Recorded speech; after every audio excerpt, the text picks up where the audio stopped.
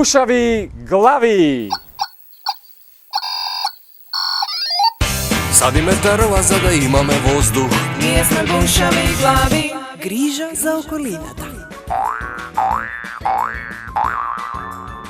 Миленичиња се животни кои што може да ги чуваме по дома, да ги храниме и да ги негуваме. Миленичиња се, например, папагал, куче, маче. Миленичиња се животни што можеме да ги чуваме дома, во двор и на други места. Миленичиња се животни што ги чуваме дома, имаме од врски и одговорности кон нив. Животни како маче, куче, папагал, риба, глувче и така натаму. Миленичиња се животни кои што ги чуваме во домот. Не се диви животни, тие се питоми. Што исто се како нас, но само се животни и имаат поинаков глас. И има 4 носа, нема раце. Милениче е животно што не е диво, него е милениче што го чуваме ние дома. Миленичиња се животни што не се диви, што се домашни и ги чуваме дома. Миленичиња се некое, например, маче или куче или глувче.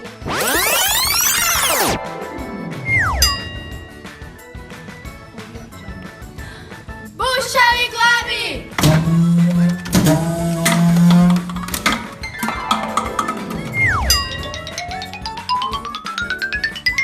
Те спијат во куќичка за куче, за маче, а глувчиња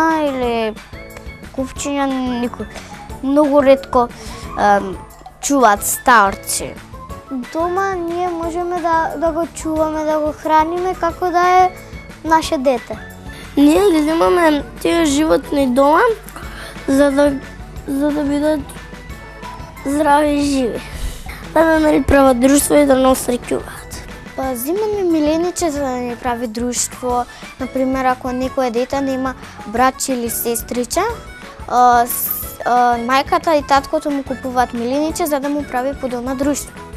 За миленичињата треба да се грижиме убаво, да ги храниме, да ги шетаме. Јас многу сакам да имам животно, али не можам да имам, зашто татко ми е алергичен на влакна. Ние за миленичињата треба да се однесуваме убаво, а јас го знам тоа бидејќи јас имам милениче. Тие ако се сакани, сакаат и да не се качат во кревет затоа што знаат дека ние сме добри и ги сакаме.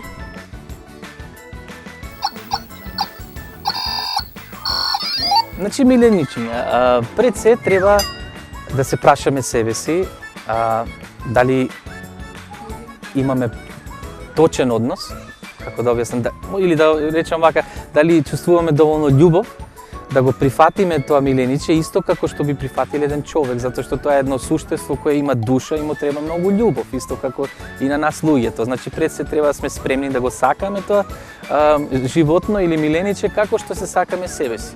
Сега има и луѓе кои држат диви миленичиња, да речем, или поголеми мачки, например тигри или лавови, постојат луѓе кои држат такви миленичиња, меѓутоа тие се професионалци и знаат како треба такво едно животно да се држи и не е препорачливо за секое семејство, затоа што сепак е диво животно, сепак би препорачал, например, куче или маче, или рибче, не знам, ама најбитната работа е да едноставно да ги сакаме животните, да имаме љубов према нив и да сватиме дека за нив треба време, внимание, пажња, исто како за секој друг човек.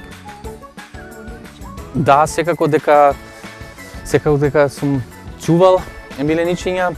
Првото милениче ми беше куче, се викаше Лајка. Тоа го чував во Струга. чував и мачиња, и други кучиња, и пак други мачиња, и рибчиња сме имале. Од секогаш сум ги сакал животните и дефинитивно сум некој што би можел да си замисли да чува и понатак едно миленче, но можеби сега не е прав момент за мене, така да и тоа е многу битно да знаеме кога е правиот момент за тоа, значи да имаме време да му се посветиме на тоа суштество.